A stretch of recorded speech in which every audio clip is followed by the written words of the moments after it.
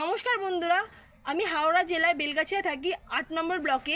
আমাদের একটা ছোট্ট দোকান ছিল, যে দোকানে আমাদের রোজি রুটি দিত। আমার বাবা নেই, আমি আর মা সেই দোকানটাকে অনেক কষ্টে চালিয়ে আমাদের দুমুঠো খাওয়া জোগাড় করতাম।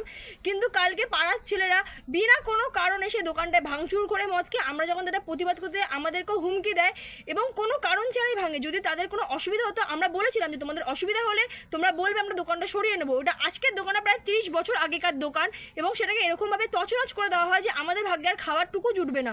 আপনারা যতটা পারবেন এই ভিডিওটাকে কোনো বড় অধিকারীর কাছে শেয়ার করবেন, কারণ আজ আমাদের সাথে হয়েছে। আমরা জানি না আমরা কালে কি করে খাবো, কি করে অন্ন জোগাবো, কিন্তু কাল তো এটা হতেই পারতো আপনাদের সাথেও। এটা কোথায় আছে যেখানে মেয়েদের সেফটি নেই, মেয়েরা দুমুঠো কাজ করে খেতে পারবে না? আমরা তো কাউ থেকে পয়সাও মানিনি, কাউ থেকে কিছু করি। আবার বলেছি বলে পাড়া ছিল যে আমি করেছি, সেই ভিডিওটাও দেখিয়ে দেবো, সেই দোকানের ভিডিওটা দেখিয়ে দেবো দোকানটা ঠিক কী অবস্থায় আছে। এদের মধ্যে এই ছেলেটিও ছিল, আর এইখানটা আমাদের দোকান ছিল যেখানে আমরা দুমুঠো করে খেতাম, কিন্তু আজ দোকানটার অবস্থা এই হয়েছে।